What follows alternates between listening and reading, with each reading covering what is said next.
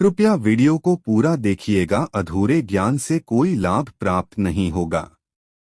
ओम नमः शिवाय। जय महाकाल। आप सबको पता है कि 3 जुलाई को पूर्णिमा का बहुत ही प्यारा सा दिन पड़ रहा है। प्यारा आगे क्यों है? क्योंकि यह सावन से ठीक पहले पड़ने वाली पूर्णिमा है। और इस पूरे वीडियो में हम लोग 4 बहुत ही सुंदर उपाय की बात करेंगे जो कि पूर्णिमा के दिन आपको जरूर करनी चाहिए। पूज्य गुरु जी की कथा से सुनकर बहुत अच्छे से बताऊंगा। पहला उपाय पीपल के पत्तों से करना होगा।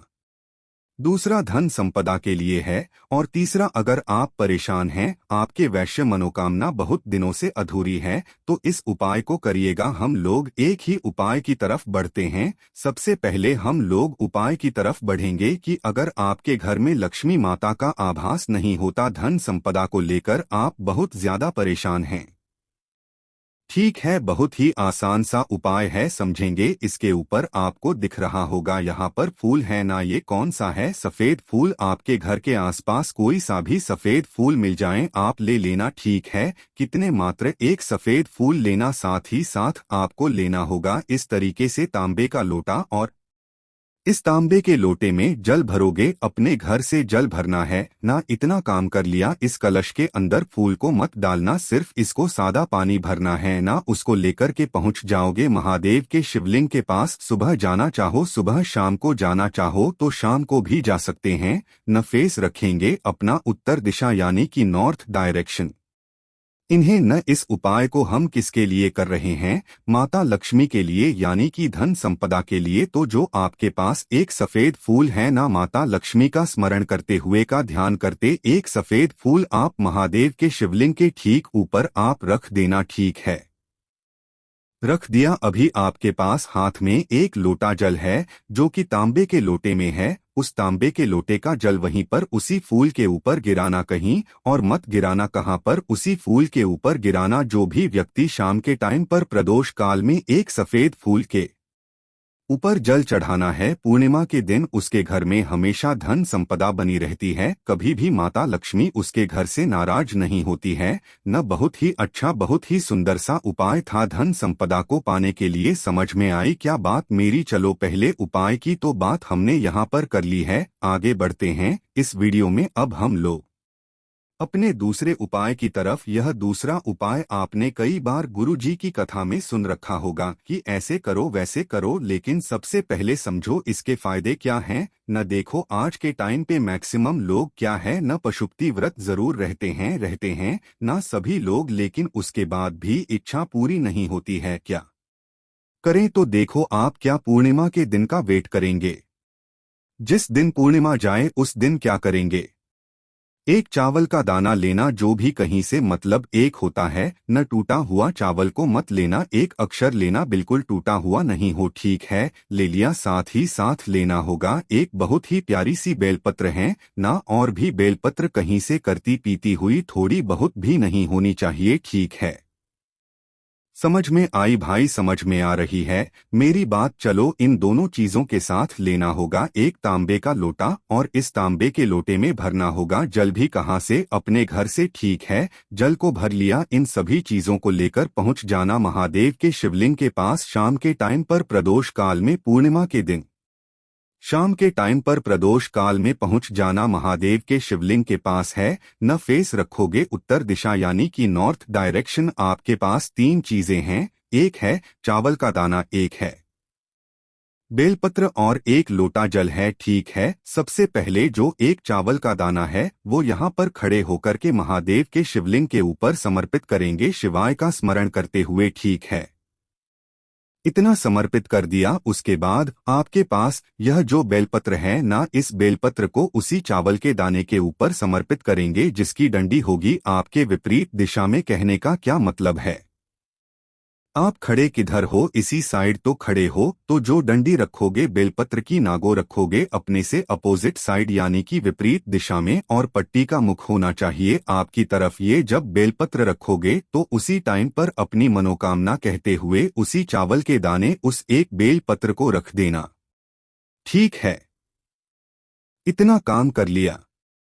अभी आपके पास एक लोटा जल है तांबे के लोटे में, जो आप अपने घर से लेकर के आए हैं ना। उस जल को आपको वहीं बेलपत्र के ऊपर समर्पित करना होगा। महादेव का बहुत ही प्यारा सा नाम लेकर, कौन से महादेव? चंद्रमौली महादेव। फिर से बोल रहा हूँ, नाम नोट करना चाहो तो आप नोट कर सकते हैं। चंद्रमौली महादेव का ध्यान करते हुए आपको उसी बेलपत्र के ऊपर एक लोटा जल समर्पित कर देना होगा है ना। तो पूर्णिमा के दिन जो भी व्यक्ति के टाइम पर प्रदोष काल में इस उपाय को करता है, उसके जीवन की सारी तकलीफें दूर होती है और उसकी सारी मनोकामनाएं भी महादेव पूरी जरूर करते हैं। ठीक है, में आई बात। चलो, दो उपाय की बात हमने यहाँ पर कर ली है, आगे बढ़ते हैं इस वीडियो में। अब हम लोग अपने तीसरे उपाय की तरफ, जो कि पीपल के पत्ते से कर रहे हैं। कैसे करना है और क्या फायदे हैं, उससे पहले एक छोटा सा काम, और वो है वीडियो को कर दो लाइक। और आपके भाई का चरण है, जिसने अभी तक सब्सक्राइब नहीं किया न, तो जल्दी से चैनल को कर दो सब्सक्राइब है न। चलो समझते हैं। पर आपको दिख रहा होगा पीपल के बहुत सारे पत्ते दिख रहे हैं। एक मिनट सबसे पहले फायदे समझ लो। इस उपाय के जो फायदे हैं न, वो है बीमारी। अगर कोई व्यक्ति आपके घर में बहुत दिनों से बहुत ज्यादा बीमार हैं न, तो इस उपाय को करेंगे।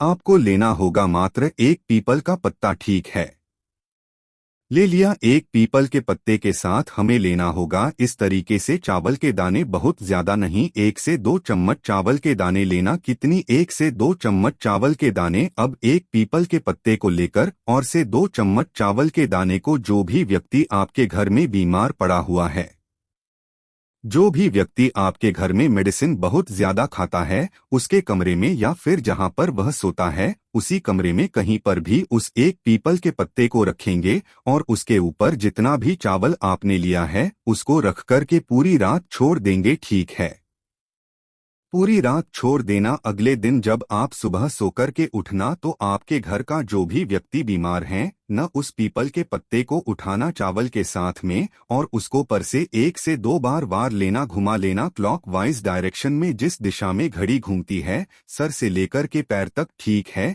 इतना कर दिया और उसी पीपल के पत्ते के ऊपर जो चावल है न, उस बीमार व्यक्ति को सूंघा देना। जैसे हम लोग स्मेल नहीं करते कोई चीज, तो आप उसको स्मेल करा देना, सूंघा देना। सुधारने के बाद उस पीपल के पत्ते को चावल के साथ किसी भी नदी तालाब सरोवर में, नहीं है नदी तालाब सरोवर तो किसी पेड़ के नीचे ले जाकर के डाल देंगे। जो भी व्यक्ति पूर्णिमा के दिन इस तरीके से करता है, उसकी जो भी बीमारियां होती है धीरे धीरे करके समाप्त होना स्टार्ट हो जाती है। समझ में आई बात मेरी? चलो, 3 उपाय यहाँ पर कर ली है, आगे बढ़ते हैं इसमें। अब हम लोग अपने चौथे उपाय, यानी कि इस वीडियो के सबसे आखिरी उपाय और सबसे आसान उपाय की तरफ। यह कौन सा आसान उपाय है कि अगर आपकी कोई मनोकामना है जो काफी दिनों से बिष्ट आपकी पूरी नहीं हो पा रही है, तो इस काम को करेंगे हैं न। आप सबको पता है कि सावन का महीना रहा है और इस टाइम पर धतूरा आपको बहुत ही मात्रा में मिलेगा ना। तो क्या करोगे?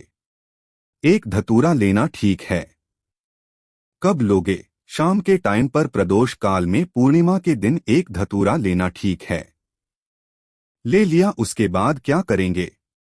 उस एक धतूरे को लेकर महादेव के मंदिर में जाएंगे।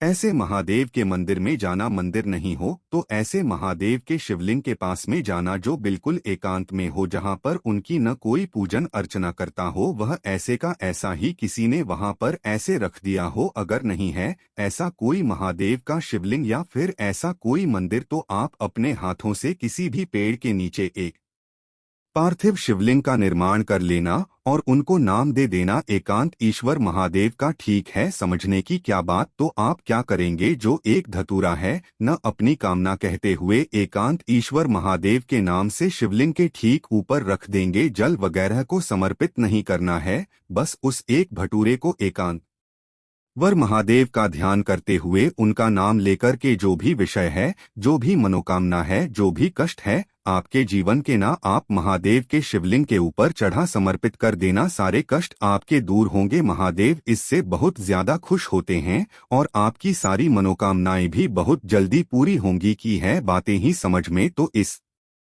पूरी वीडियो में हम लोगों ने 4 उपाय की बात की जो कि आपको पूर्णिमा के दिन जरूर करनी चाहिए। कोई भी चीज पूछनी हो, अगर नहीं समझ में आई है तो आप मुझसे नीचे कमेंट में पूछ सकते हैं। आपके भाई का चैनल है, तो जिसने अभी तक सब्सक्राइब नहीं किया तो जल्दी से चैनल को सब्सक्राइब कर दो और वीडियो को लाइक भी करना। कुछ पूछना हो, नहीं समझ में आया तो नीचे कमेंट में सकते हैं, आया तो नीचे कमेंट में सकते हैं।